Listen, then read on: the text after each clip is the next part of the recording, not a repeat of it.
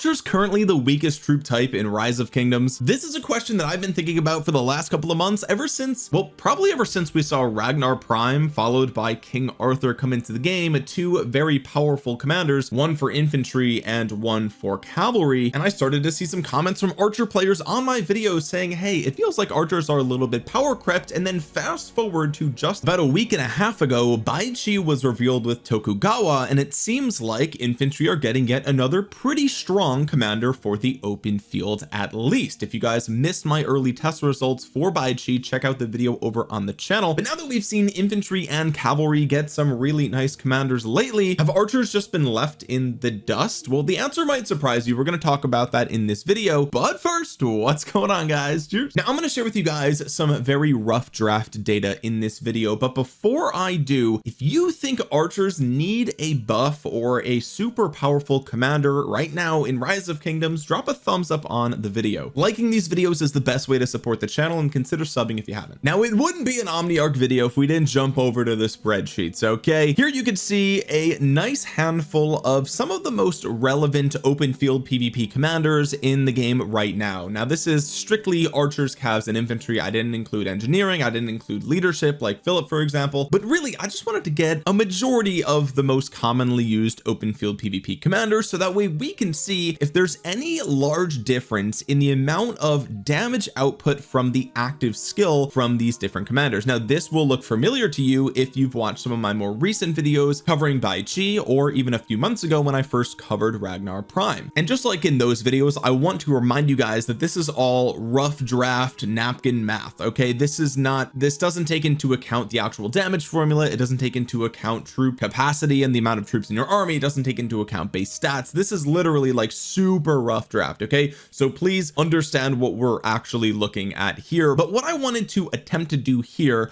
was to compare the amount of average damage that you might expect during a given skill cycle for any one of these commanders, assuming that you hit either one target or the maximum amount of targets possible. And then we take an average there to see, okay, how much damage are we seeing from each commander in a given skill cycle? And again, this is like super rough draft numbers here. Okay, but even this being just rough draft numbers, it paints a more accurate picture than just looking at the damage factor, right? Because the damage factor here, I mean, these are all in a pretty close range with one another. Even if you factor in the number of targets, you still have to factor in the 15% reduction per target, and then you have to factor in the bonuses to skill damage, or in the case of smite damage, there's smite normal damage, or in the case of combo damage, right? We don't have any combo damage commanders here. In this instance, we're actually using King Arthur as a skill damage commander, but you understand my point here, where even with rough draft numbers, it should paint us a little bit of a better picture of the total damage output of a commander on a given skill cycle than just looking at their active skill and trying to guess, right? And so here you can see I picked 5 of the most common archer commanders here. We have Hermann Prime, Artabana, Paul Shajar, Yi Sung and Yuge Liang, and we compare them against 5 of the most commonly used cavalry commanders, and then we have 5 of the most commonly used infantry commanders. Now again, I know some people are using Belisarius Prime instead of William the First. I know some people are using Alexander the Great instead of William Wallace. Those are micro optimizations. That's not really the point of this video. So okay, let's take a look at the single target damage average for these commanders. Okay, single target, you can see that Hermann Prime kind of outperforms here, and I think that that's because maybe I gave a little bit too much weight to his expertise skill here. I calculated it hitting all 3 targets and occurring once every 3rd skill cycle. Even that combined with his 10% chance of instant proc, that's also a 3 target AoE, but it's very small. Maybe I've given him a little bit too much additional damage here, and again, you're only going to get that expertise value every few skill cycles. It's very kind of rare actually, because it has a long cooldown and it requires that you stack a bunch of poison stacks on enemies. And so, this could be a little bit lower, right? Again, I'm not trying to be perfectly precise here. You guys get the point that if we're looking at the archer commanders, single target is okay here. It's not much worse than if we compare it to something like the cavalry commanders. Of course, the outlier here is King Arthur. And then we take a look at some of the infantry commanders here. And again, archers look pretty good, right? They look fine. Let's take a look at the average and the max max, and let's go ahead and sort this by max damage. Okay, and again, this is average expected possible max damage. You can see obviously King Arthur is literally the king here, and that's because his skill damage bonus is insane, on top of the fact that it is a massive damage factor. So a lot of times what you'll see here is a commander that has like combined big bonuses, right, but a smaller damage factor. Same thing here with William Wallace or something like Huo. His damage factor is high, but there's only one target, and that's kind of what balances the damage factor out. But as we know, King Arthur is kind of the outlier here. He has a ton of bonuses to his skill damage and also a high damage factor. But anyway, if we bring this into a chart, we can get maybe a better look at, let's say, the maximum damage potential here. Okay, and what we're looking at here is the red numbers. Okay, this is like the highest possible theoretical damage output. Okay, and as you can see, King Arthur is in first place, obviously Ragnar, and then we have Hermann Prime, Liu Che, Yi Song-Ye, Zhuge Liang. These are pretty close here. Obviously Zhuge Liang having a slightly higher damage factor, but he doesn't benefit from the massive amount of skill damage bonus that we see over on the fourth skill and Museum Relic from YSG, so that's kind of why they level out here. Then we see Bai Chi, Joan of Arc, Ashurbanipal, and it goes all the way down, and at the very bottom is Nevsky. And you'll notice here that Nevsky and Shajar have the exact same numbers, which is surprising because Shajar's active skill is a much higher damage factor at 2800, but Nevsky has a 2300 with a 25% bonus to skill damage, right? So it comes out to be about the same. Now again, napkin math, you're going to notice if you test this in the game, Shajar's still probably going to hit a little bit harder, but on average they're about the same. But what you'll notice is that if you look at the top 6 commanders here in terms of maximum potential damage output from their active skill, you'll see that Yi Song-Ye, Zhuge Liang, and Hermann Prime are 3 of them. So half of the top 6 is archers. So okay, well, I mean, clearly damage output's not really the problem then, right? Because technically 2 of these commanders have a higher damage output than Bai Chi, right? Which everyone's saying is broken. Now, of course, smite damage is harder to mitigate than skill damage. Lots of commanders have skill damage mitigation. And again, this is rough drafts here, but my point is that the damage factor isn't the problem. It doesn't seem to be the problem. Even if you can make the argument that it's slightly lower for X, Y, or Z reason, it's not so much different that it's like a complete game changer, right? It's not like an insanely like, whoa, they're way outclassed. Okay, so if that's the case, then why is everyone saying that archers need a new commander that's really strong, right? It seems to be the case, and I might even agree with that sentiment that archers need a really strong commander right now. Well, the answer could lie somewhere in the stats of these commanders, so let's take a closer look here. And forgive me, this layout is like atrocious. I know I'm trying to fit a lot on the screen here, but bear with me. So if we take a closer look at what we've got going on here, there is one little outlier that I think makes a pretty big difference. Let me know if you guys can spot it here. It's a pair of donuts, as a matter of fact, and I think that if you're keen, you might notice a pair of donuts right here. These are the march speed stats for Yi Song-Ye and Zhuge Liang, and this presents a pretty big problem for archers in the open field because, as I said before, in the top 6 commanders here, 3 of them are archers, but only one of them has march speed, and it's actually less march speed than we see on other commanders like King Arthur. By the way, King Arthur's calves, he's already super fast. Now he gets a bunch of march speed. We look at Liu Che has 20%, we look at Bai Chi has 20%. Lots of these commanders have 20%, by the way, and the only archer in the top 3 that has march speed, it's lower than average of 20%, and the others, some of the heaviest hitting archer commanders in the game, have literally 0 march speed here, which is definitely a problem because one of these commanders, even though they hit really hard, most of their stats are in tanky stats, right? I only gave them a little bit of attack here from the chance to gain a huge attack bonus on, I think, their 2nd and 3rd skills between Yi Song-Ye and Zhuge Liang, but on average, you know, it's a very small attack bonus if you spread it across multiple skill cycles. Most of the time they're going to have actually 0 attack, right? So like a lot of their damage comes from the active skill and the skill damage bonuses, but they don't have much attack stats here, and their tanky stats are okay, but like that's kind of all that they have. Whereas if you look at commanders like King Arthur, he's got solid attack and health. If you look at commanders like Liu Che, it's spread out pretty nicely. You look at Bai Chi, it's spread out across two. Like Huo is a great example of a tremendous amount of stats here, which is really, really nice. So what we see here is that when a commander in the archer category has high damage factor, high skill damage bonus, they're lacking some stats and they have very low march speed, right? And that's exacerbated by the fact that if you compare this to infantry, the 4-piece set bonus for the infantry equipment gives them 10% march speed, right? And so even though infantry from a base stat perspective are actually slower than archers, tier 5 infantry having a base march speed of 65, whereas tier 5 archers having a base march speed of 70, right? And so archers on paper are slightly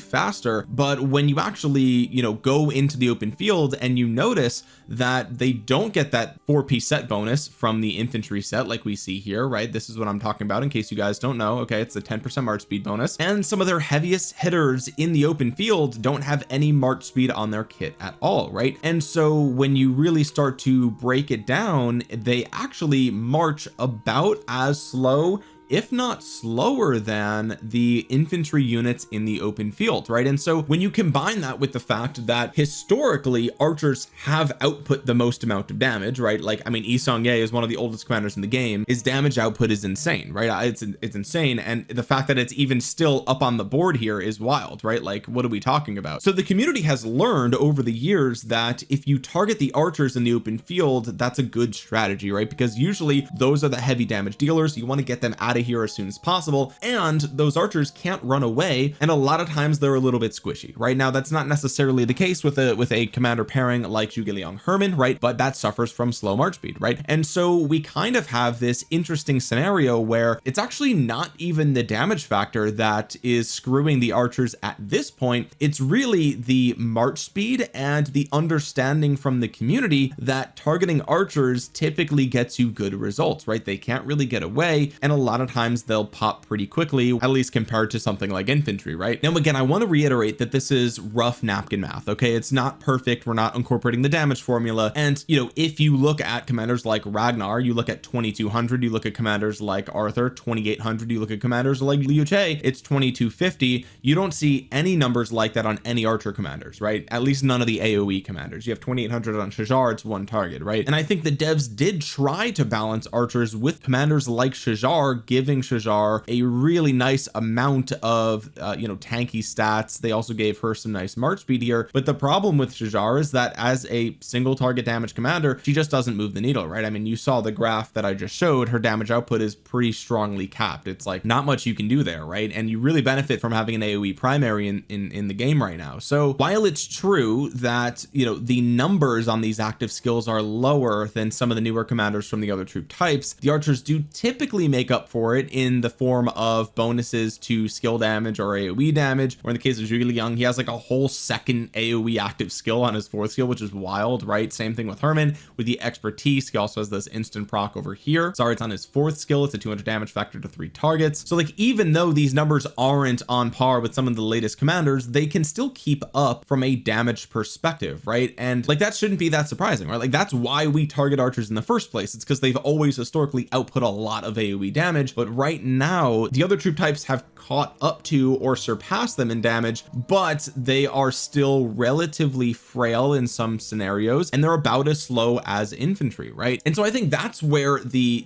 problem lies for archers, is that because they're so targeted and you can't get away, you're going to trade pretty poorly with them all the time. And so the question becomes, do archers actually need a broken commander for the next release? And I would say probably yes, right? I do think that their next commander should be on the same caliber as King Arthur, as Liu Che and Bai Chi, right? I do think that archers deserve that, but not even necessarily from a damage perspective. I think that archers are actually in a really good spot from a damage perspective right now. I think that their next commander, should it be a circular AoE, I think that'd be great, right? I think it'd be great. Does it have to be a 2800 damage factor 5 target circle? No, I don't think it has to be that strong, right? What I do think that we need for archers is a nice blend of defense and health with 20% march speed speed, or maybe even 25% March speed, right? Kick that number up a little bit to compensate for the fact that some of your best damage dealers don't have any March speed at all, right? And even if this hypothetical new archer gave you 25% March speed, even if you paired them with Herman Prime, you're still going to average out to 40% between the two of them, which is the average that you're getting from commander pairs such as Liu Che William Wallace, Liu Che Bai Chi, and Huo Arthur is, I think 35% total, but they're calves, so they go faster anyway. I think that would be fair, right? I think that that would be fair, and I think that might be the better approach to bringing archers up to the same level as these other commanders, rather than giving them another insane AoE, right? That's not their problem. Archers don't have an AoE problem. They've got great AoE on these commanders. It's just that they're super slow, right? And I think that's what makes Philip so compelling for archer players, because he actually does give you nice health and March speed, right? And so you actually could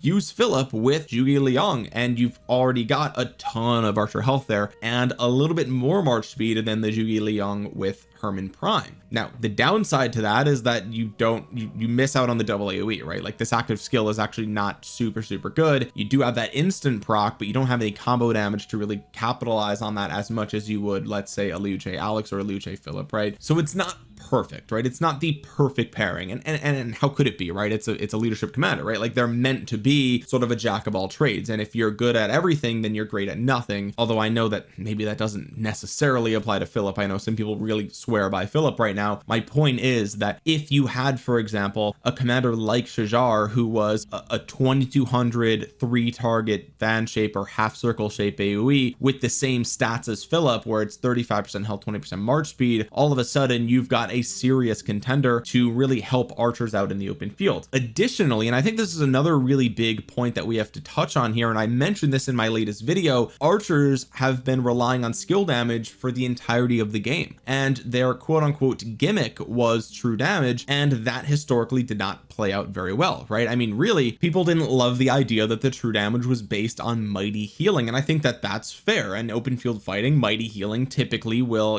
maybe keep you in the battle longer, but it might fill your hospital a little bit faster as well. And so if true damage scaled off of something else, perhaps shielding factor, or perhaps, I don't know, troops remaining or troops lost or something like that, if it scaled off of anything else other than healing, maybe it would have gone over a little bit better with the community. But in the latest face-to-face with the developers, they've committed to continuously releasing more formations that buff skill damage, smite damage, and combo damage, right? And so they conveniently left out true damage, which means, like, why are we getting circle formation anyway? Is it just for garrisons? Maybe the archer garrison will always need that. I don't know, right? But it seems like they're kind of backing off of true damage right now, and that's not, I'm not confirming that. I have no idea, like genuinely I have no clue, but they didn't mention true damage in a specific post about the types of damage in the future for those types of damage, right? And that's, I mean, that is just what I noticed. So with that being said, lots of commanders in the open field already kind of mitigate skill damage that you take, right? I mean, even in the skill tree itself, you take less skill damage, right? So if you're using commanders like Ragnar Prime, like, you get value from this up against archers that you might not necessarily get up against,